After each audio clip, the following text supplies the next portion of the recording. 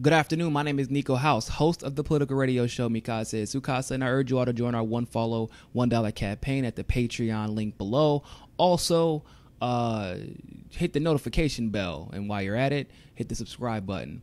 Dotcom has recently reappeared with an interview that he did with the leader of the Internet Party. He actually told us why he cannot speak on the Seth Rich case and the evidence that he has right now, which makes perfect sense. If you all remember, I did a video some time ago explaining this. I said, if he has good lawyers, they will not let him talk. We all know what happens when you go against the mainstream media's narrative. Whether or not a Democrat or a Republican is in office, you are ridiculed and they render your opinion and your evidence and your facts useless, saying that you're a conspiracy theorist or you're crazy, or they come up with random crimes that you may have not ever been convicted of or may have even committed, but yet they will drag it out for as long as possible, as long as the controversy exists. Kim.com is aware of this, and so is his lawyers. They said if he should not and must not agree to come to the United States to present the evidence, nor release it online, because anything that he does could be viewed and taken as a criminal act. He could be framed and he could be indicted or arrested for reasons that have nothing to do with anything he's ever done. And so that he must wait for them to grant him immunity, or at least allowing him to be immune while he's coming to the States to testify, and have a guarantee that the Russian situation and the investigation and the allegations will not be pinned on him.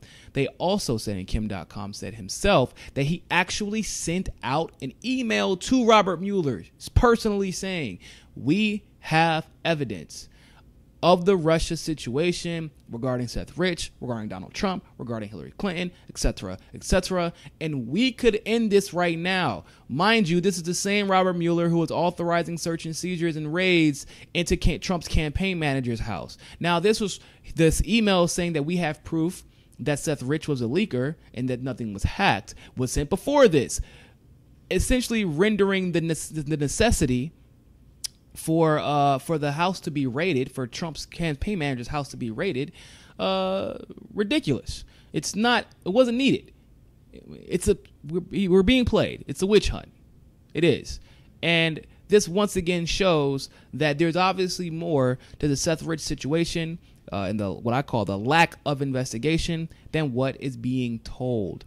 They're trying to say that, oh yeah, the Trump administration put Rod Wheeler up to the Seth Rich story, which is not even true. In fact, Rod Wheeler's own recording, his voice, he even went over exactly what was in the contract and why that entire situation came about. His voice on his story after all this happened said, before the lawsuit even came about, actually it was on the same day that the lawsuit dropped, believe it or not, saying, no, the family hired me. The family hired him. And you know how this was probably reaffirmed once again? Because the family started a GoFundMe to investigate Seth Rich's death. So obviously there's more to the story. If you're still calling this a conspiracy theory because people were saying, okay, well, why not investigate if there's nothing to hide? Then you're probably not actually interested in finding the truth. You're more interested in maintaining a ridiculous mainstream narrative because you are scared that the people who are in charge of us are fucking corrupt, and that they couldn't lead they couldn't lead a damn sand to the beach, let alone a country to salvation. And it's probably a legitimate fear because they are corrupt, almost all of them. Let me know your thoughts below. I'll post a link to the video with Kim.com below. And always remember, ladies and gentlemen, follow and find your balance. Peace.